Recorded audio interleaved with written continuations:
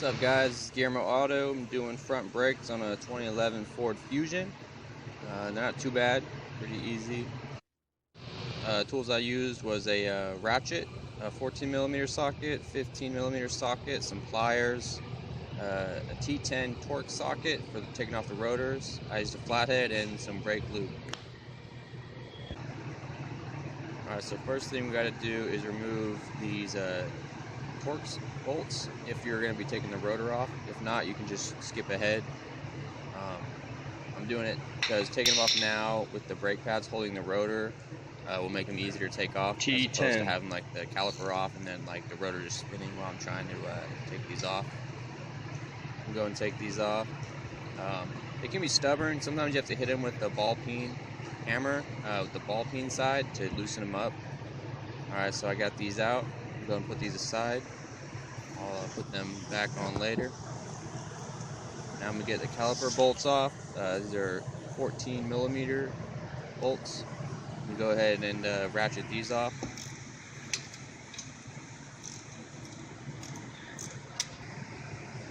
Alright, and if this is spinning when you're trying to get the bolt out, just take some pliers and hold on to this inside nut, and then loosen the bolt on the outer side, and it'll come loose.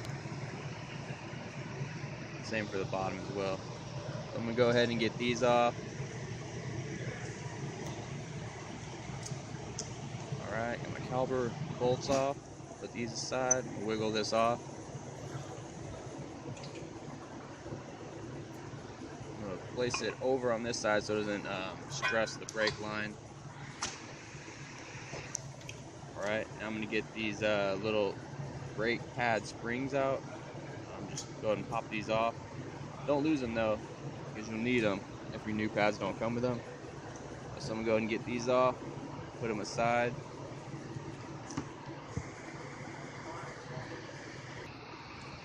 Alright, so now I'm going to pull my pads out. There's the outer pad. And if your pad has shims, try not to lose the shims. They actually serve a purpose. It's for like heat dissipation. I couldn't tell you the exact theory, but that's what they say they're for. Okay, and I'm gonna get my inner pad out. Pay attention to the pattern on the pads, so then you know this shim, it's a circle, so that's the inner one. That's where the caliper is going to be on. All right, so to take the rotor off, you gotta take the caliper bracket off. If you're not messing with the rotor, just go and skip this part, and I'll get to the pads, ahead of the video. Caliper bracket is a 15mm socket. Go ahead and get it on the caliper bracket bolts. There's 2 bolts. And then put this on and get these caliper bracket bolts loose.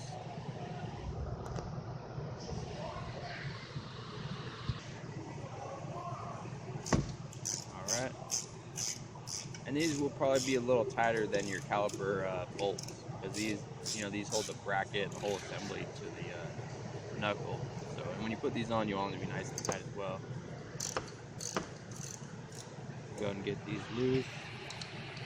Alright, I got them loose, I got them out. I'm going to remove my bracket, put it aside. It'll probably fall right off as soon as you take the bolts out. And I can remove my rotor. Alright, so now I'm going to machine my rotor. And while that's cutting, I'm going to take a look at my bracket. I'll pull these pins up and put some lube on them.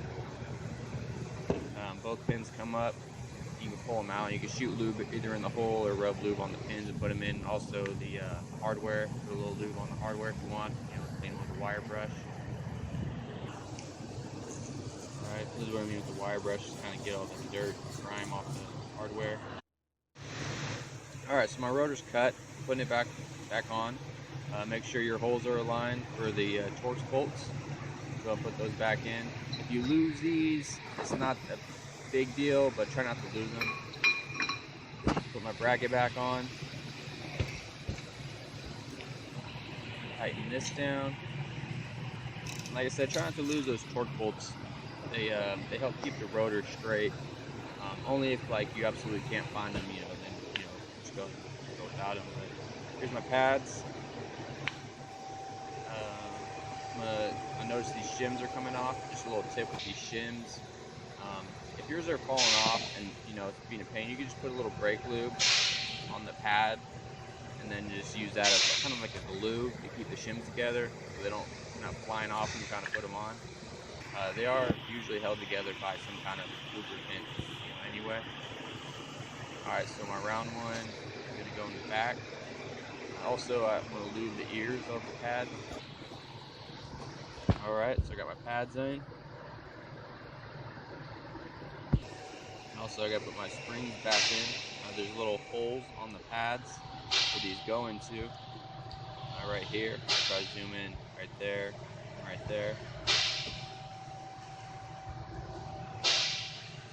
Go ahead and put my springs back in. There you go. And the springs, they could kind of want to pop out sometimes, so you kind of might have to hold them while you put the caliper on. First, we got to push our caliper piston in. Press it. This is a brake tool. If you have some giant channel locks, you can get away with that. Just push the piston in. All right, so put my caliper back on. Put my caliper bolts back in.